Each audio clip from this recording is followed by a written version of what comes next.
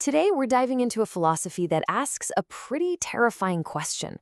What if capitalism isn't really under our control at all?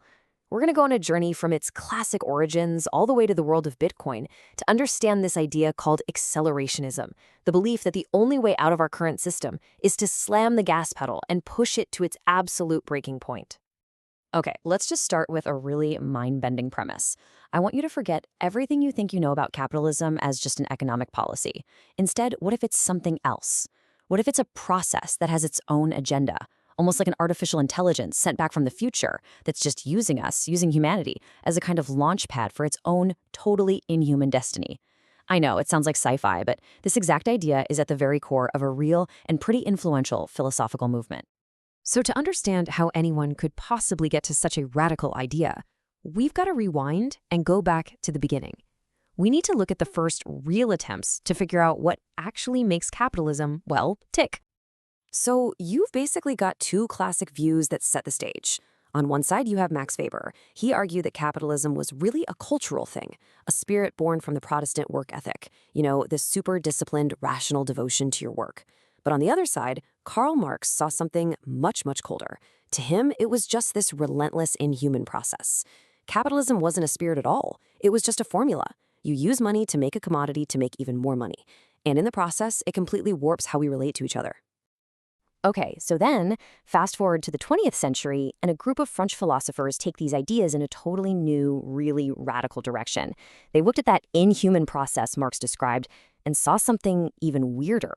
They didn't see a system that builds things up, but a force that just dissolves everything it touches.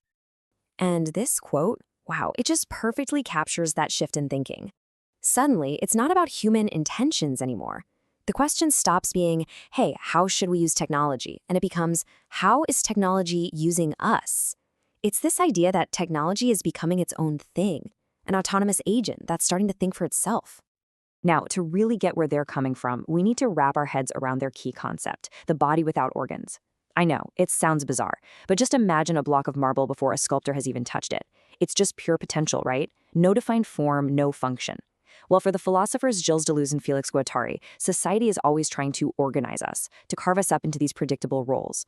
They believed that real freedom meant getting back to that raw, unstructured state. That's the body without organs.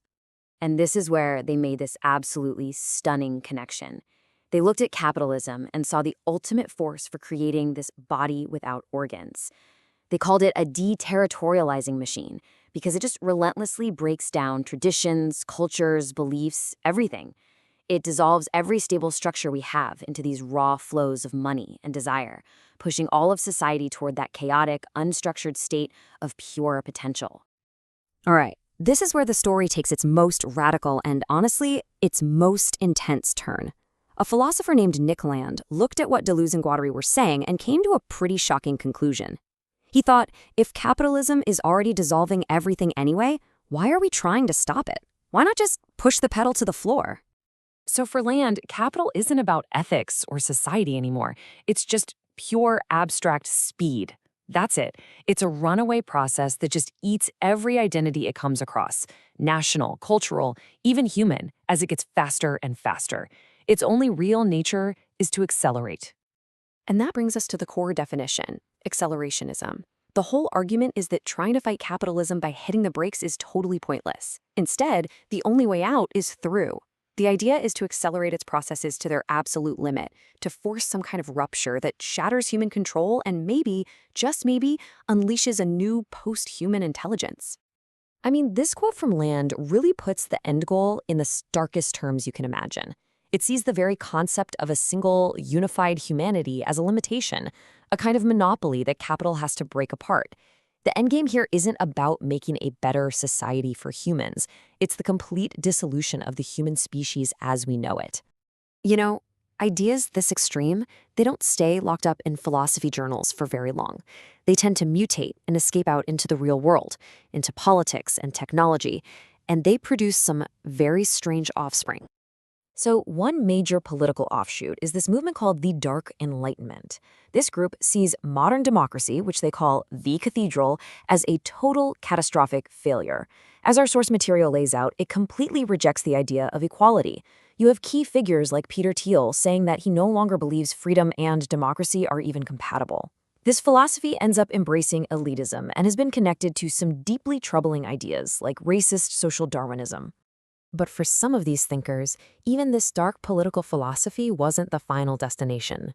The same logic of escaping human control, of automating everything, was about to find a much more powerful form, not in political manifestos, but in cryptographic code, and specifically in Bitcoin. When you look at it, Bitcoin's very design seems like a perfect expression of these accelerationist ideas. Think about it. It creates consensus without any central political authority. It automates trust, basically firing flawed human institutions from the job. Its monetary policy is hard-coded, completely taking human judgment out of the equation.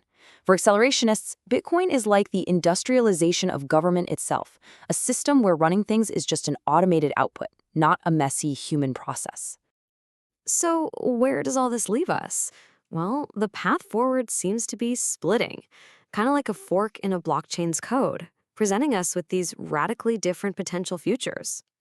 And this brings us right back around to the beginning. Nick Land himself sees Bitcoin as the ultimate fulfillment of this entire philosophy.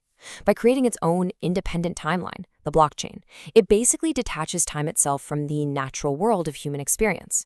Time becomes this artificial, obsolete system that's run by code, not by people. In his view, it's the technological breakthrough that achieves a really profound philosophical goal. So we're left with this question, right? As we watch our own systems get faster and more complex every single day, are we actually the ones in control of the tools we build? Or are we just the temporary vehicle for a runaway process that has its own destination, one that has nothing to do with us? That's the really unsettling question at the heart of accelerationism.